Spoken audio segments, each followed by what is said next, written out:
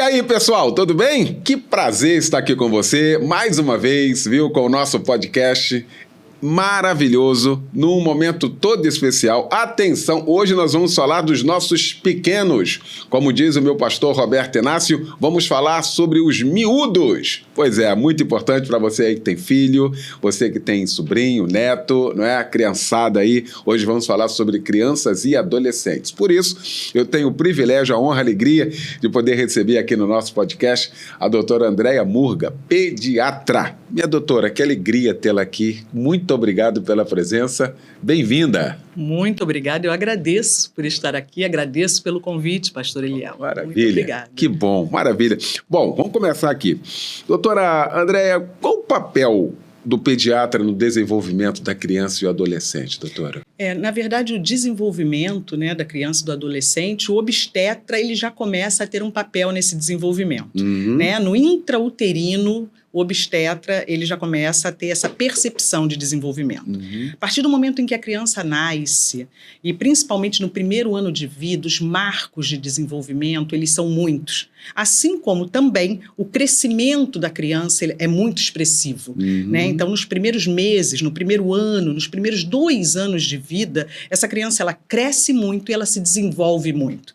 Quando a gente fala de crescimento, a gente está falando de ganho de peso, perímetro cefálico, ganho de estatura. E quando nós estamos falando de desenvolvimento, nós estamos falando de marcos neuropsicomotores. Olha. Desenvolvimento de habilidades, desenvolvimento motor, desenvolvimento físico, desenvolvimento cognitivo.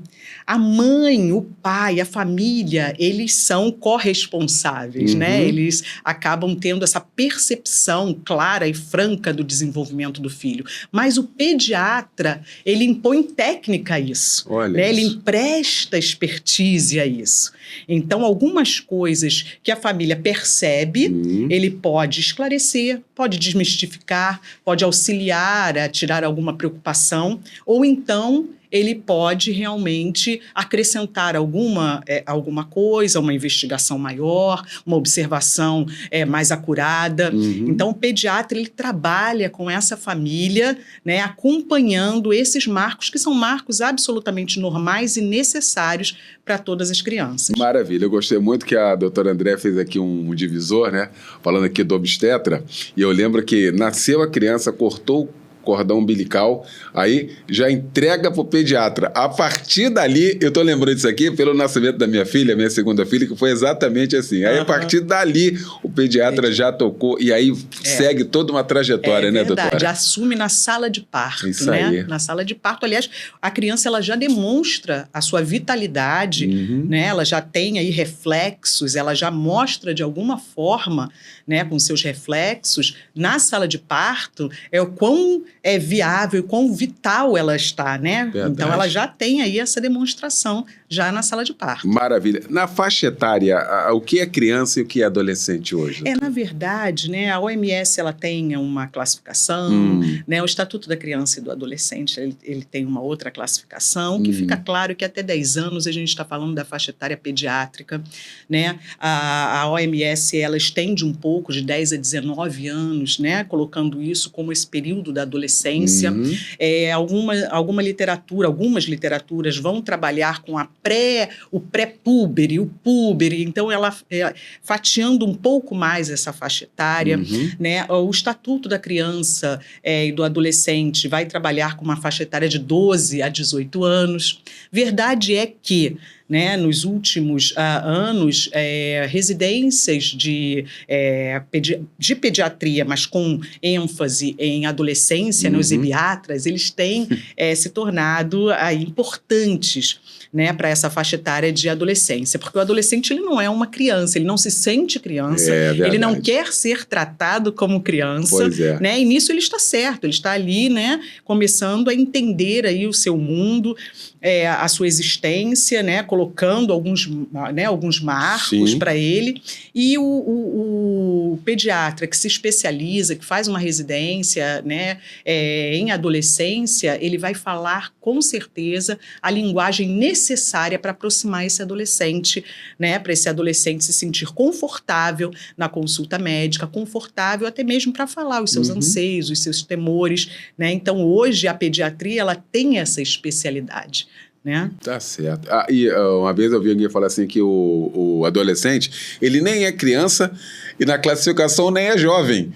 É isso. Não é isso? É isso. É uma faixa etária que fica aqui no meio, aqui, né, doutora? É isso mesmo. Né? A Organização Mundial de Saúde, ela amplia essa faixa etária, o Estatuto da Criança e do Adolescente, né, leva até 18 anos aproximadamente, mas de qualquer maneira a gente consegue aí fazer um atendimento adequado para essa faixa etária que é tão diferenciada, né? Que tem tantos pormenores, tantos detalhes. Verdade. Bom, na questão emocional hoje das crianças, acho, imaginando aqui que também há um divisor de águas aí, não, doutora? Na verdade, é o que nós temos visto hoje, né? Nós temos visto muito sofrimento na vida de crianças, né? E o que nós percebemos é que há crianças com ansiedade, crianças com depressão, não que isso não tenha acontecido no passado, mas nós temos que observar isso com atenção. Acho que cada adulto, cada família tem que observar a sua criança com atenção, né? Os dias, eles são muito corridos, as informações, elas são múltiplas, e elas às vezes vêm de telas de televisão, às vezes elas vêm de jogos de videogame, que são muitos, múltiplos, às vezes vêm de um celular, de um tablet. Então, são informações que nem sempre cabem à criança, mas que ela tem ali na palma da mão, né? E ela acessa com facilidade a qualquer hora. Então, assim, há muita coisa que ansiogênica, né, circundando as crianças. Verdade. Então, nós temos, assim, como adultos, como família, nós temos o papel de entender que a criança, ela tem que desenvolver a sua cognição, a sua inteligência com o lúdico, faz parte. A brincadeira, o lúdico fazem parte da infância, né? O brincar lá fora, e também o ter liberdade para conversar com o pai, com a mãe, em cada fase, as suas angústias, né? Em cada fase, as suas dificuldades. Né? Pois é, eu estava aqui exatamente o lúdico, eu ia perguntar, o lúdico diminuiu nesses dias. Exato. A sensação que a gente tem é que está tudo muito robótico, né? É verdade. Tudo muito tecnológico. É verdade. Não é isso, doutor? É isso. E o lúdico faz parte disso, né? Faz parte. O lúdico, ele é importante para habilidades não só cognitivas, não só habilidades, né, de raciocínio, de percepção, mas habilidades sociais. Porque nós adquirimos habilidades sociais à medida que nos relacionamos em sociedade. Né? Então, assim, o relacionamento com o celular, com o tablet, eu não sou aquela pessoa que sem absoluta noção de dizer, não, vamos tirar todos os tablets e celulares. Eu acho que já chegamos ao ponto de entender que isso não vai acontecer. Não vai voltar nunca, né? Mais para Não há retroação e, assim, isso não é necessariamente ruim. Né? Temos muitos ganhos, mas a criança, ela precisa realmente ter o seu espaço de brincadeira, né? E cabe a nós, pais, né? Por vezes até cansados, voltando de um trabalho, mas assim, pegar um jogo de tabuleiro, jogar em família, né? Ouvir um pouco do que aquela criança quer falar. Cada faixa etária tem a sua ansiedade, pode parecer, né? Muitas vezes nós apontamos para o adolescente como aquele que é o mais ansioso, que é o mais cheio de questões, mas uma criança, quando ela é colocada, por exemplo, numa creche, e não vem nenhuma crítica, as minhas meninas, elas precisaram um tempo de creche, foi necessário, mas quando ela é colocada, há uma ansiedade de separação muito grande ali. Né? Então, assim, ela tem aquela coisa da mãe e, de repente, ela é colocada num outro ambiente, com outras crianças. E não precisa nem ser creche. A mãe que sai, mesmo deixando a criança com um parente ou com uma pessoa, um cuidador, ainda assim, essa criança tem essa ansiedade da separação da mãe. Então, eu lembro que quando, agora, também como mãe, né, eu sempre escrevi, até mesmo em espelho de banheiro, mamãe vai, mas a mamãe volta, a mamãe ama. né? Porque elas olhavam aquilo, não, a minha mãe, ela foi fazer alguma coisa, mas ela retorna. Perfeito, né? Perfeito. A doutora Andréa está falando aqui, e eu fico imaginando o peso que é para uma criança a violência doméstica hoje. O como isso traz um prejuízo sobre todos os aspectos para uma criança, sobretudo para um adolescente, não, doutora Andréa? Para toda a família. Para a família toda, né? É uma perda muito grande, a dor é muito grande. Não é? Né? E cada um tem formas de reação à dor. Né? Uhum.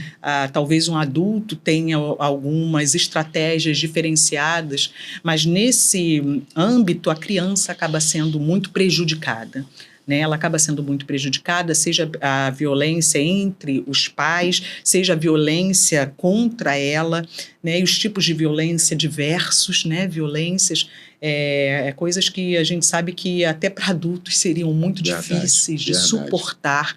Né, nós sabemos que algumas crianças passam, né, por esses processos. E assim, a violência dentro de casa, ela vai trazer, sim, né, uma bagagem, né, questões emocionais, né, sequelas emocionais reais. Né? Então, assim, seja essa violência contra a mãe, né, seja essa violência contra ela própria, sejam os vários tipos de violência que podem ser perpetrados. Então, isso em geral traz um grau de dor, e essa dor ela é revertida em sequela, né? E isso pode, com certeza, ter aí um impacto futuro na vida emocional, na vida de relacionamento, na vida social dessa criança, né? Fora o físico. Pois né? E a gente consegue detectar isso no consultório, doutora? Algumas vezes, sim. Algumas vezes, sim. O pediatra ele tem uma capacidade, ele tem posso dizer, um privilégio, né, de receber família. Né? Muitas vezes nós recebemos famílias. Pai, mãe, as crianças, né? Então, talvez seja o único especialista que realmente recebe todo mundo, né, no consultório. Por vezes, não. Mas, e nós temos, então, essa capacidade de observar os relacionamentos ali mesmo. Né? Então, assim, aqueles pais que efetivamente eles já entram no consultório discutindo, brigando, se agredindo, isso acontece. Isso acontece. Meu Deus. Né? Às vezes o grau de estresse é tão grande que eles não conseguem parar mesmo na entrada, né, para consulta. E isso tem que ser para a gente assim, um sinal para sentar, conversar, talvez algum auxílio de profissionais de saúde mental, de colegas que trabalham com saúde mental, seja necessário também. Né? E a criança, às vezes, ela sinaliza. Né? Ela sinaliza pelo medo, às vezes o medo do toque, às vezes ela fica absolutamente ressabiada, ela tem medo mesmo, ela tem medo de ser examinada, ela tem medo do toque. O físico às vezes revela, né? E aí faz parte do nosso papel, né, fazer aí essa investigação, observar o que está acontecendo e fazer a notificação. Faz parte. Conversar com essa família quando isso couber, né? Porque às vezes é só aquele estresse familiar, que não é raro. O estresse familiar inicial, principalmente quando nascem os bebês, né? A mãe absolutamente assoberbada, às vezes com outras duas crianças, uma outra criança, é natural. Esse estresse a gente percebe em que nível ele está e como a gente consegue conversar e tentar administrar. Mas quando é um caso de violência, quando são casos de violência mais sérios, né, casos de efetiva violência, tem que ser notificado. Tá, e quando a gente fala de prejuízo, fica imaginando no colégio, né? Sim. Uma criança que sofre isso, como é que rende no colégio? Aí a gente vai vendo aí o desenrolar da vida de muitas crianças e adolescentes com tantas dificuldades que são bloqueios, né, doutora? É verdade. Muitas vezes é isso que acontece. Às vezes as crianças são crianças que passam até mesmo fases de sono em vigília, por atenção para se preservar, para preservar um outro dentro da própria casa, né? Então, assim, isso a gente percebe muitas vezes o professor também. Ele tem essa possibilidade de perceber se o seu aluno também, seu estudante, na verdade, ele está em sofrimento ali, ou que está levando aquela criança a ser uma criança que dorme todo o tempo, que tem uma dificuldade de aprendizado. Isso tudo pode ser aí visto também dentro de sala de especial. A escola, nesse sentido, auxilia muito, né? A família e o pediatra também. Maravilha. Quais as doenças mais comuns da infância, doutora? Assim, tem um leque, muito abrangente, né? É abrangente. Abrangente vai variar segundo faixas etárias, né? As doenças que vêm, assim, as doenças neonatais, que tem aí um pool de doenças congênitas, na verdade, né? Essas, elas vão se manifestar, muitas vezes elas vão se manifestar logo nos primeiros meses de vida, né? A partir daí, e com uma frequência enorme, as infecções respiratórias agudas, infecções de vias aéreas superiores, as otites, as rinossinusites, né? Os resfriados também, eles são absolutamente comuns na faixa etária, né? Infantil. Então, são as doenças infecciosas, sem dúvida nenhuma, e entre essas doenças, as infecções de vias aéreas superiores, elas têm uma importância tremenda, as infecções respiratórias, né? Não digo só das pneumonias propriamente ditas, né? Mas doenças virais e bacterianas de trato respiratório. Quer dizer, nós estamos saindo agora de um inverno que, pelo menos esse ano, foi meio um pouquinho...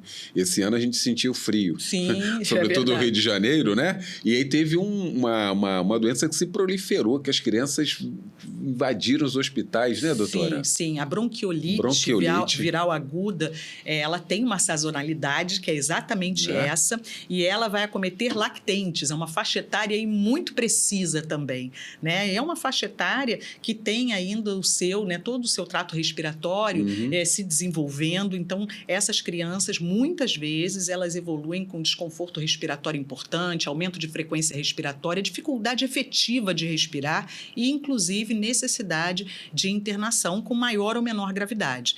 Tá? Então, a gente realmente passou aí pela época das bronquiolites e elas foram muito faladas, né? Elas são bem sazonais e realmente ocorrem nesse período. Maravilha. Os testes do pezinho e da orelhinha, de fato, são importantes, doutor? São testes de triagem, né? Na verdade, eles detectam e auxiliam ou a não manifestação daquela doença que poderia se manifestar, redução de sequelas, e isso é importantíssimo, né? Então, assim, os grandes testes de triagem neonatal são orelhinha, pezinho e olhinho. O olhinho também passou a fazer parte, né, doutora? Exatamente. Então, né, observar aquele reflexo vermelho nos olhos para saber se há uma catarata congênita, glaucoma congênito, algum tipo de outra lesão congênita, ou mesmo retinoblastoma, que é um tumor tão importante. Né, que ficou popularizado agora, né? Exatamente. Que faz parte, quer dizer, é um teste de triagem que vai efetivamente também incluir o retinoblastoma. E é importante porque ele vai observar, diagnosticar doenças que são doenças, às vezes, congênitas. Né? Então, é aquele reflexo que tem que existir, né? Que é um reflexo vermelho e que é importante exatamente para avaliar as doenças oculares, logo nos primeiros dias, ainda na maternidade. E até para a questão de prevenção, tratamento antecipado, né? Exatamente, tratamento precoce, né? E aí a redução da sequela. Né? Então, a redução da perda da acuidade visual, redução da cegueira. E aí tem o teste do pezinho, né? Que é a triagem neonatal do pezinho. Talvez um dos mais antigos, né, doutora? Sim. Foi ampliado, né? Existe o ampliado, que é feito em algumas situações. Existe o teste do pezinho, que já foi ampliado, né? Para doenças metabólicas, hemoglobinopatias, algumas doenças, né? Fenilcetonúria, uns nomes assim. Mas o que é importante a gente entender, né? Que esse teste, ele fazendo o diagnóstico precoce, ele vai auxiliar, como, por exemplo, no hipotiroidismo congênito, que é detectado, que pode ser detectado fibrose cística, fenilcetonúria. A gente tem uma gama, né, de patologias. Especificamente, vou falar do hipotiroidismo congênito. Ele, quando detectado precocemente tratado, essa criança ela vai ter menos, ela não vai incorrer em déficits neurológicos. E ela teria isso se não detectado precocemente, né? E aí a gente tem também hiperplasia suprarrenal congênita, né? A gente tem deficiência de biotinidase, Tem toxoplasmose congênita, Olha fibrose cística, são nomes que, assim, né, não são corriqueiros, mas o que é importante a gente entender? Que são doenças que podem levar a déficits neurológicos, déficits de desenvolvimento importantes, que quando detectadas precocemente, muitas dessas doenças podem ter, então, o seu efeito, a sua ocorrência minimizada e as sequelas minimizadas. Importante demais, gente. Tá vendo? Que coisa boa a gente está aprendendo hoje aqui. E o da orelhinha, né? O da orelhinha. Que são as emissões otoacústicas, que também deve ser feito aí com precocidade. E normalmente é obrigatório fazer isso, doutora? Nas maternidades isso é feito. E quando não é feito na maternidade, a criança ela pode sair, né, com tudo,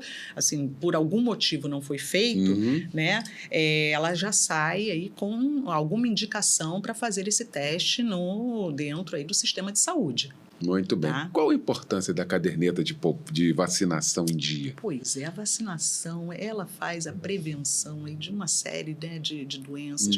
Na verdade, ela auxilia o sistema imunológico infantil, né, para se prevenir de uma série de doenças infecto-parasitárias. Na verdade, as doenças infecciosas, como a gente falou, são as mais comuns na infância. Sim. Né? Então, nada melhor do que a vacina para a prevenção dessas doenças. Né? Várias doenças a gente comenta, mas não vive mais o ensejo dessas doenças exatamente porque a vacinação foi feita em massa. Perfeito. E por isso nós sabemos que existiram, né? Nossa geração sabe até que existiu, mas a gente tem a expectativa de que gerações futuras não saibam, né? E cada vez mais doenças bacterianas, doenças virais, né? Doenças como meningoencefalites, que são doenças graves, né? Nós falamos das doenças comuns da infância, eu falei muito da parte respiratória, mas as doenças também diarreicas, né? Do trato gastrointestinal. Então, assim, a introdução dessas vacinas, e a manutenção, né, pela família dessa caderneta em dia, isso é essencial, né? O quanto vai poupar de doenças infecciosas, por vezes graves, com possibilidade de sequela. Pois é, a doutora Andréa está falando aqui, eu estou lembrando aqui de sarampo, estou lembrando aqui de tétano. A polivalente, né, doutora, que a gente teve que tomar. Tétano, difteria, sarampo, né? Varicela, pólio, cachumba, né?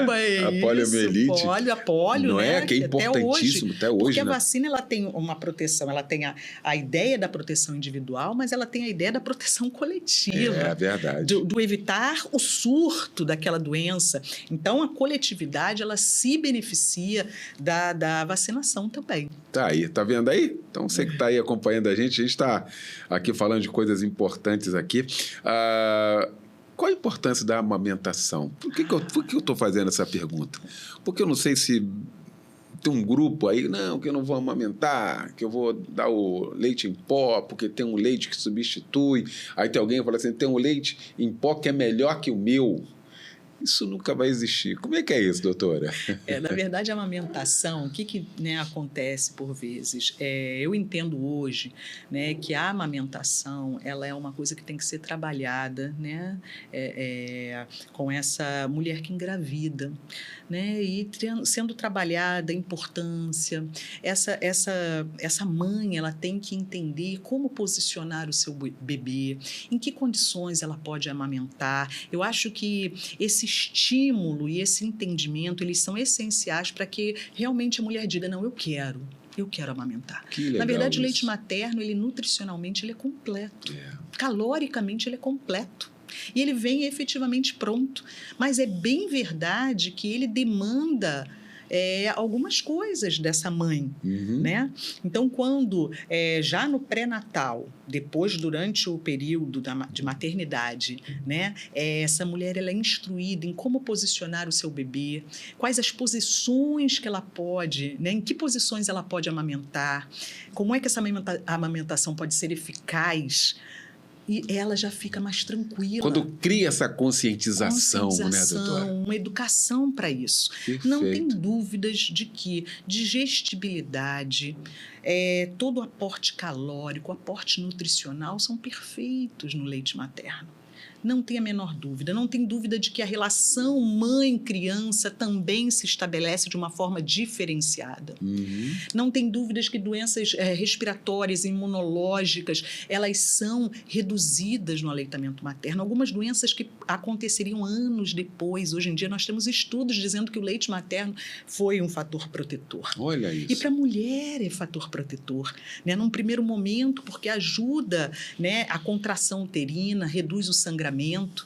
Num médio prazo, porque ajuda até no emagrecimento, na perda do peso que ela ganhou durante a gestação, também auxilia, pode ser um auxiliar. Olha isso. A longo prazo, redução de câncer, como por exemplo o câncer de mama. Então, para a mãe e para o bebê, né, o aleitamento materno é absolutamente benéfico, né, com os seus carboidratos, né, com os seus açúcares, gordura, água, proteína, enfim, ele é absolutamente completo. A doutora Andréa está falando aqui, eu fico aqui glorificando a Deus, Deus é perfeito, né? Ela falou aqui dos benefícios para o bebê e dos benefícios para a mãe. Perfeito. Que coisa, sabe? E o alimento, né? Alimento. É o toque, né? Isso. É trazer o filho para perto, tá aqui. Isso. Não é isso, doutora? Tem estudos que falam, inclusive, da redução da depressão pós-parto nas mulheres. Olha. Esse aconchego da criança perto. E assim, é muito interessante que aquele primeiro leite produzido, chamado colostro, ele é absolutamente rico, né? Até os 6 meses de vida, a criança ela não precisa receber nenhum outro alimento adicionado. É o leite materno que vai nutri-la, é o leite materno que vai hidratá-la em condições normais, falando em condições normais, aquela mãe também hidratada, com uma quantidade adequada de leite, enfim, aquela criança que vem sendo acompanhada e tem uma amamentação nutritiva, né, adequada. Depois disso é que os alimentos eles vão sendo introduzidos, mas para a Sociedade Brasileira de Pediatria e para as sociedades em geral, até os 2 anos, essa mãe ela pode continuar, aí já a partir dos 6 meses, com outros alimentos, a amamentar seu filho. Tá aí, então. A gente está falando aqui de alimentação, e aí, doutora Andréa, essa questão da alimentação saudável na infância e adolescência hoje é um desafio, né, não? É um desafio, e é um desafio para todos nós, né? Comer bem é um desafio para todos nós. É, a humanidade tem desafios para continuar caminhando. Pois né? É verdade. Lidar com a tecnologia né? Que pode ser altamente benéfica, mas também pode ser altamente prejudicial em certos aspectos, e outro é comer bem. Né? Comer de uma forma nutricionalmente saudável, vamos dizer assim. Sim, né? Junk foods, fast foods, são palavras que a gente ouve aí corriqueiramente e são verdades no nosso dia a dia. Né? A comida ultraprocessada, ela já está no nosso meio e ela é prática. Ela tem a vantagem de ser prática. Né? Ela já vem na caixinha, já vem no saquinho para colocar em algum local rapidamente para ser para esquentar. Ela tem a praticidade dela, né? Isso nos atrai. Nessa vida corrida. Nessa vida corrida, exatamente. Agora, saber, as crianças elas têm tido um prejuízo grande. Né? As crianças, a obesidade na infância, dislipidemia na infância, aumento de risco de doenças cardiovasculares na infância. Na infância, né, doutora? Alterações glicêmicas na infância. São coisas que nós hoje já vemos. Não que não fossem nunca vistas no passado, mas claramente nós temos visto em quantidade maior, numa frequência maior. Né? Então, são as crianças que efetivamente comem como a família, em geral, a família inteira se alimenta daquela forma. Né? São os biscoitos recheados, são os alimentos das caixas, né? Dos saquinhos, aqueles alimentos, como nós falamos, rapidamente feitos, né? Preparados, o usados só para esquentar, né? Colocados só para esquentar. Enfim, são esses alimentos que muitas vezes adentram as casas. E aí as frutas, os legumes, as verduras, né? Os grupos alimentares equilibrados, que é o que a gente fala, né? É o que a gente efetivamente almeja, têm sido cada vez mais relegados por essas facilidades. Eu costumo dizer, quando eu sento, quando eu vejo a criança e a gente acompanha o crescimento da criança pela curva, né, de peso e de estatura, altura, eu costumo, quando eu olho aquela criança, né, saindo de uma curva que vinha ali crescendo, de repente o peso tem aquela elevação, ou está tendendo a elevar, eu costumo conversar com a família. Né? Porque parte dali, né, doutora? É isso. Né? Compra é a partir da família. Tá vendo aí? A gente sempre falou isso aqui. Meu filho não gosta de comer legumes. Mas você come. A pergunta é, você pai come, você mãe coloca a mesa, você comenta sobre isso? Não, porque meu filho, eles não vão lá comprar, os filhos não vão no mercado comprar, eles não, quem compra, nós que compramos e trazemos isso para casa, né, doutora André? É isso. E tem essa questão, sim, mas meu filho não gosta de comer legumes, frutas. Existe uma coisa que é chamada de uma neofobia alimentar, que é o seguinte, a criança, principalmente o pré-escolar, ele está decidindo aquilo que ele gosta e aquilo que ele não gosta, né? E muitas vezes ele diz numa primeira vez que não gosta de determinado alimento e aquilo ali, então, é posto como regra dentro da casa. E aí a decisão passa a ser dele. Só que fica provado pela literatura que às vezes nós temos que oferecer 5, 6, 7, 8, 10 vezes um mesmo alimento para que aquela criança, então, entenda ou passe a gostar ou tenha uma real percepção do sabor daquele alimento, se aquele alimento interessa ou não. Perfeito. Então, nós temos que ter isso.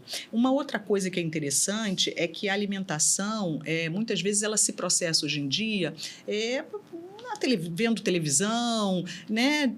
Os hábitos alimentares que são mais regrados, né? Aquele horário em que a criança efetivamente tem que chegar à mesa, né? Aquela rotina que se cria para aquela alimentação, uma rotina de horários, isso também se mostrou muito eficiente. E uma outra coisa que é bem verdade quanto à alimentação é que, por vezes, nós também temos uma ansiedade, nós mães, né? Família, de uma forma geral, uma ansiedade quanto à quantidade, né? E a gente tem que entender que a criança ela vai ter, por exemplo, uma faixa de pré-escolar, ela cresce um pouco menos, ela tem menos gasto energético, então talvez aquela criança que comia muito mais até determinados meses, ela chegou na fase ali de pré-escolar, depois aí dos seus 2 anos de vida, ela reduziu um pouco a quantidade. E não é para se preocupar, né? Absolutamente normal.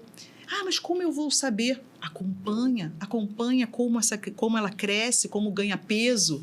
Esse acompanhamento é importante e essa tranquilidade para entender que nas faixas etárias diferentes, a criança ela pode experimentar diferentes alimentos e pode necessitar de quantidades diferentes de alimentos.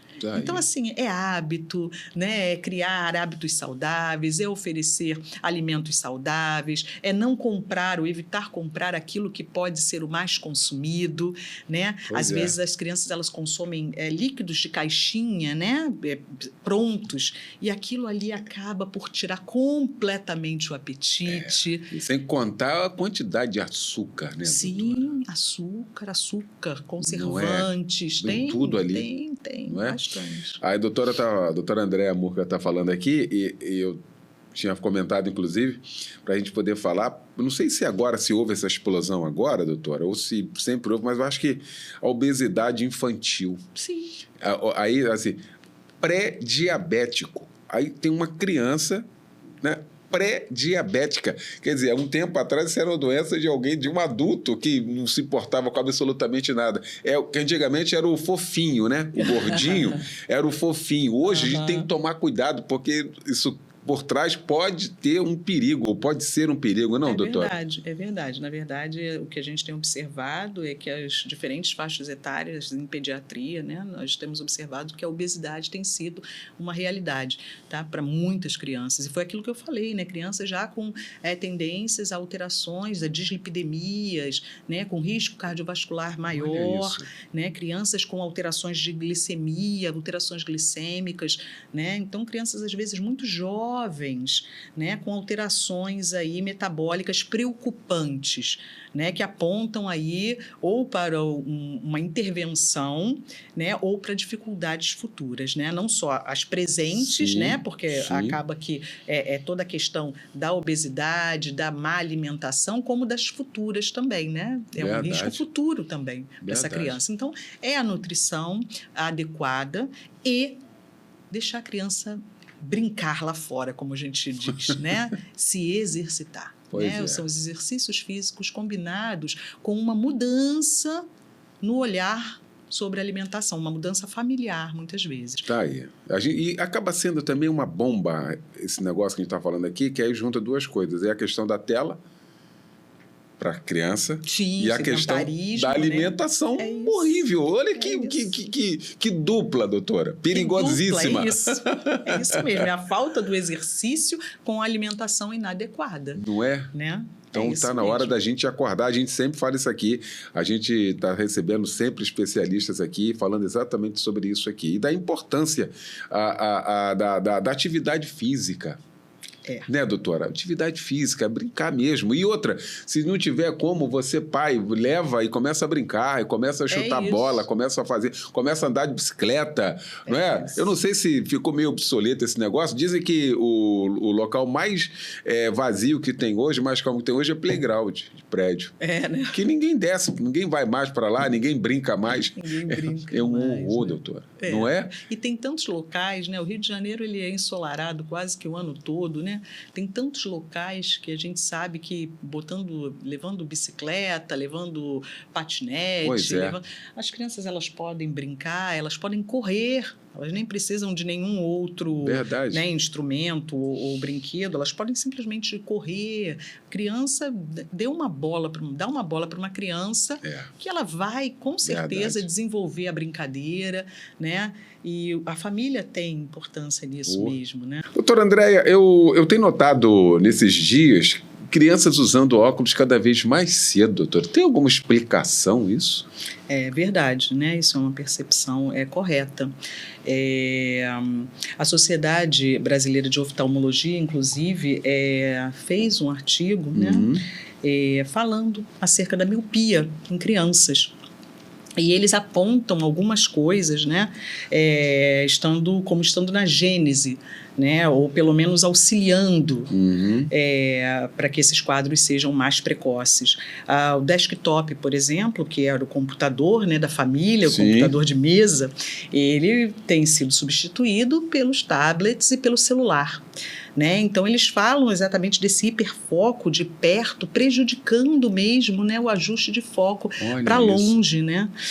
Trazendo, então, né, acarretando aí quadros de miopia e mais precocemente, porque é raro a gente não ver uma criança pequena hoje em dia, né, que tenha intimidade ali com o celular e fique, né, e que fique focada. É raro a gente ver aquela criança que só vai acessar o celular mais à frente. É claro que não é só o celular, não é só o tablet, né? Agora, uma outra coisa que eu li que eu achei interessantíssima, já tem algum tempo, era um artigo que falava acerca da importância do brincar, né? Do desenvolvimento neuropsicomotor, social, e falava também da questão visual, né? O brincar lá fora, né? A criança exposta visualmente à claridade, né? Aos ajustes de claridade, a um campo visual amplo e não aquele campo visual restrito da tela. Olha o quanto isso é importante também para a saúde dos olhos. Olha isso. A gente sempre pensa, né, na parte neuropsicomotora, social, mas também, né, essa parte aí, a saúde como um todo. E os olhos estão incluídos aí nessa percepção de saúde também. Não tenha dúvida. Agora, doutora Andréia, como deve ser a agenda diária de uma criança, hein?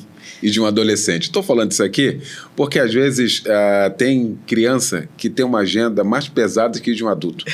Ele acorda às 5 e sai às 6 para o colégio e volta às 11 e meio-dia ele vai para a natação e 3 da tarde tem aula de inglês e 4 da tarde tem explicadora. E já cansei, mas é a agenda de muita... Lamentavelmente, isso é bom, isso é ruim. Como é que é isso, doutora? Pois é, essa é mais uma questão social, né, que tem se intensificado, né, e se impõe a nós e por vezes nós temos até dificuldade como família e como, né, pais de tentar organizar. Eu acho que há 2 extremos nisso, né? Tem a criança que não tem rotina alguma, ela não tem agenda alguma.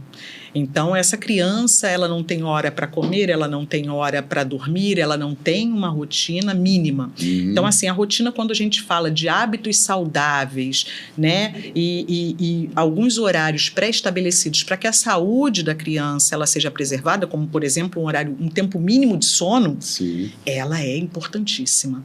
Agora, a rotina pesada, né, que inclui diversas atividades sequenciais, e nenhuma capacidade ou nenhuma possibilidade, né, da criança simplesmente ficar um pouco ociosa, fazer alguma coisa que goste, sair um pouco daquele contexto que já foi pré-determinado, essa agenda absurda para a criança, também é muito cansativa, né? Também é enfadonha, né? E por vezes a criança chega um momento em que ela se nega a seguir aquele padrão. Então, pode ser, inclusive, causa, né, de crianças que simplesmente desistem de determinados compromissos, né, de seguir determinadas tarefas. É aquela criança enfadada porque tem que fazer natação, depois ir para a explicadora, mas ela não quer nadar naquele dia, ou ela nem gosta de nadar. Natação até é um esporte interessante, mas quando eu falo natação, eu falo de tantas outras tarefas que são colocadas na sequência. Então, assim, o equilíbrio ele tem que existir, né? Tanto aquela criança que simplesmente é deixada para que faça aquilo que quer, na hora que quer e como quer. Se quiser tomar banho, toma. Se não tiver horário para tomar banho, não toma. Isso é preocupante, mas aquela criança que é submetida a uma carga de trabalho, vamos dizer assim, estudo, né, acima do que é natural, acima do que permite ela brincar e exercer aí os seus direitos de criança, né, as suas prerrogativas de criança.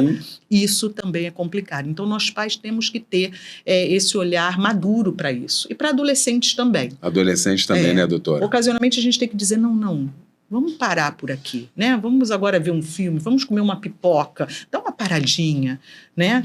Eu tenho filhas no ensino médio, então eu tenho que ter esse equilíbrio.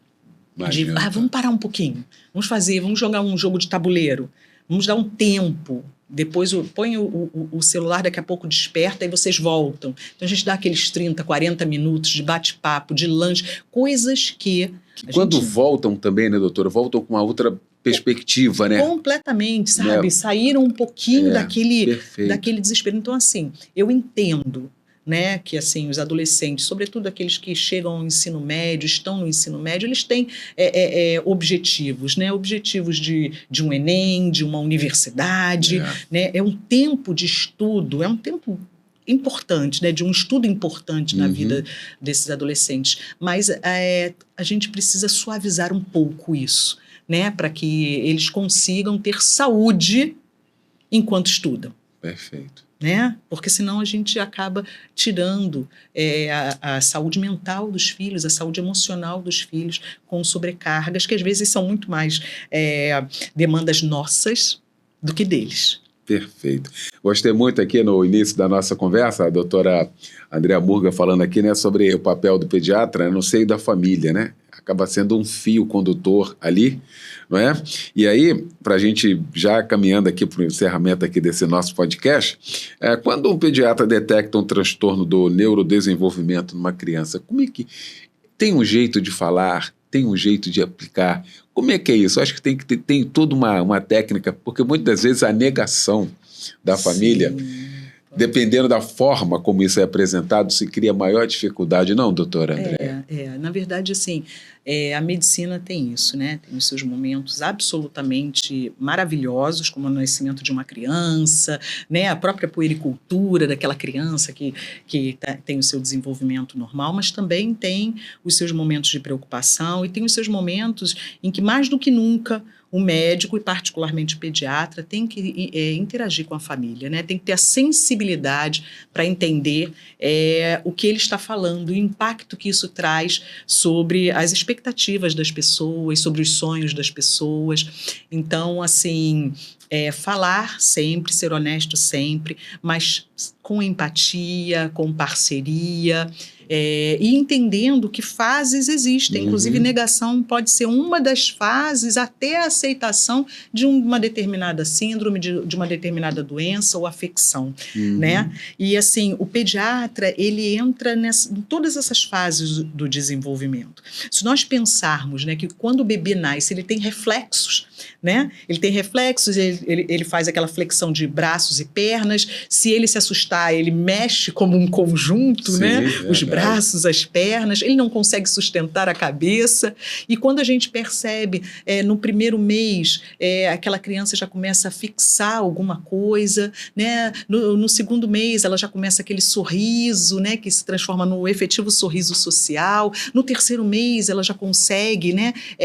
Firmar o pescoço. Olha, em tão pouco tempo, quanto o desenvolvimento sobretudo do RN e do lactente, né? Quanto esse desenvolvimento ele vai se processando numa velocidade absurda, né? E aí, quando chega 6 meses, essa criança ela já senta com apoio, essa criança dali a pouco, com 9 meses, ela já está sentadinha, 10, 11, 1 ano, a 1 ano e 2 meses, ela já consegue, né, engatinhar, se pôr de pé, começar a andar. Verdade. Né? Isso eu estou falando dos marcos normais do desenvolvimento. Sim. Então, como é importante em 1 ano o que o pediatra efetivamente, né, percebe junto com a família de ganho para aquela criança.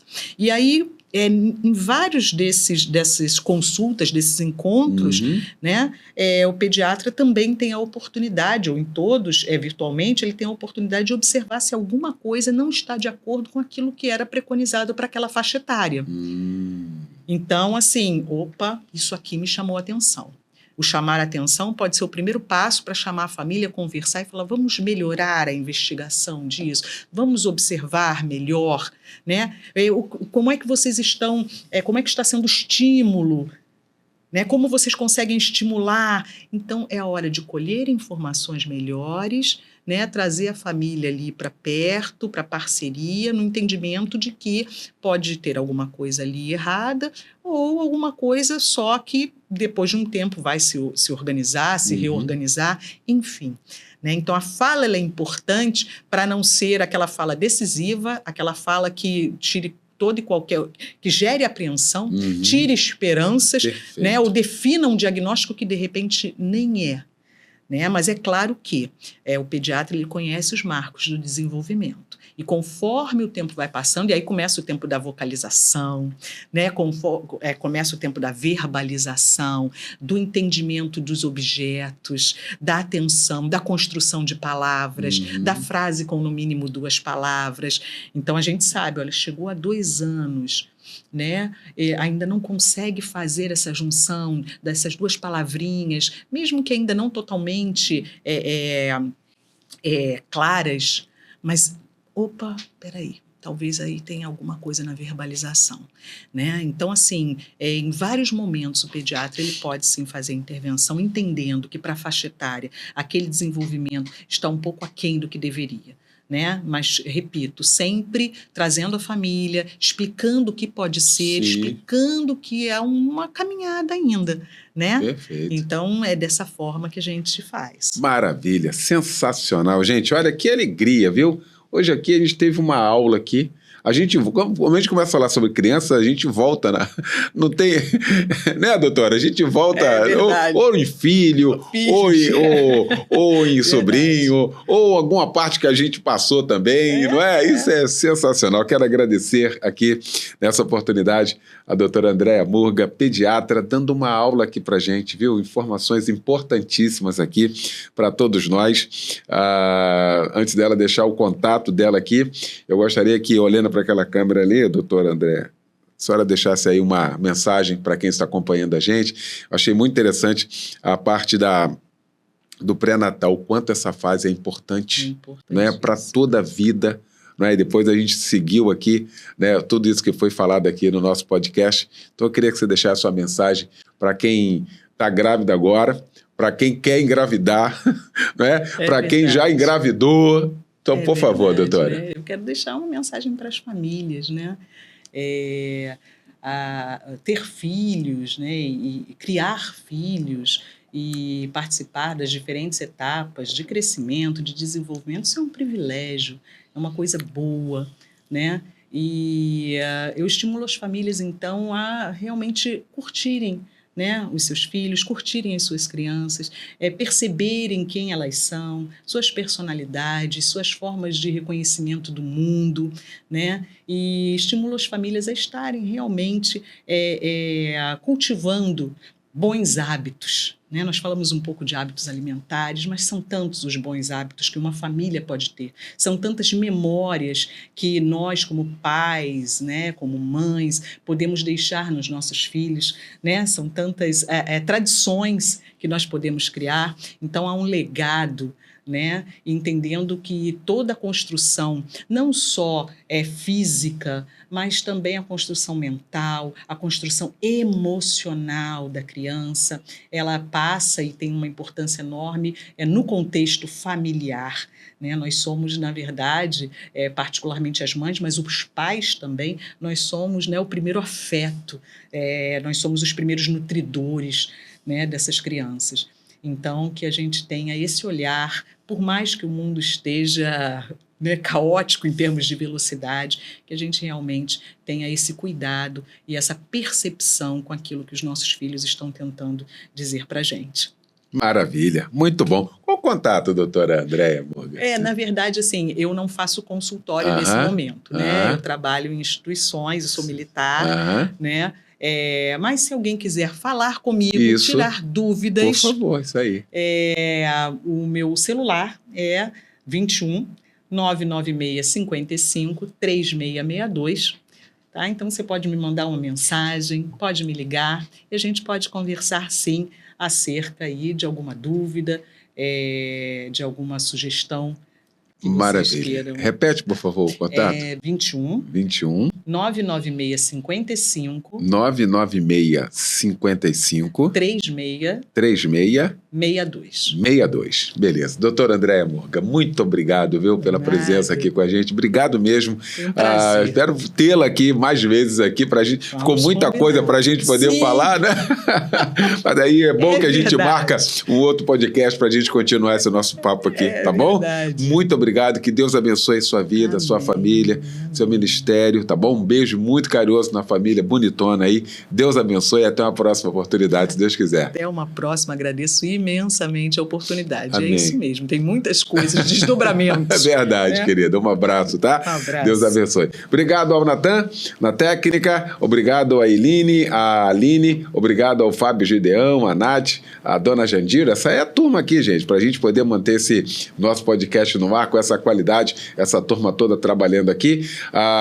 Compartilhe essa nossa entrevista, muito importante, muitas informações. Se você não se inscreveu ainda no nosso canal aqui do YouTube, se inscreva, ative aí o sininho para você receber aí as notificações, tá bom? Se Deus quiser, na outra semana que vem, estaremos de volta aqui com mais um episódio, com mais um podcast falando sobre saúde. Saúde é muito importante e a informação, ele é muito importante. O que você teve de informação hoje aqui, uma grandeza, né? Um beijo para você, Deus te abençoe. E até semana que vem, se Deus quiser. Ó Deus, em nome de Jesus, Pai, nós queremos te agradecer, Senhor, por este momento todo especial. Te damos graças, Senhor, pelo dom da vida. Te agradecemos, Senhor, pelos muitos livramentos no dia de hoje. Te agradeço, Senhor, pela vida de doutora Andréa Murga, hoje aqui com a gente. O Senhor continue, Pai, abençoando a tua filha, Senhor, dando graça, sabedoria, Senhor, restaurando, Senhor, as suas forças, renovando as nossas forças, meu Deus amado. Agora vamos gravar, Senhor amado, esse podcast, que seja bênção, meu Deus, que todas as informações possam alcançar as pessoas que necessitam e que possamos ser bênçãos, ó Deus, na vida de muitas pessoas. Somos gratos ao Senhor, oramos também pela vida de Natan. Muito obrigado, Senhor, de ter o Natan aqui com a gente mais uma vez. Obrigado pelo Fábio Gideão, a Nath, meu Deus amado, Dona Jandira. Fica conosco, Senhor.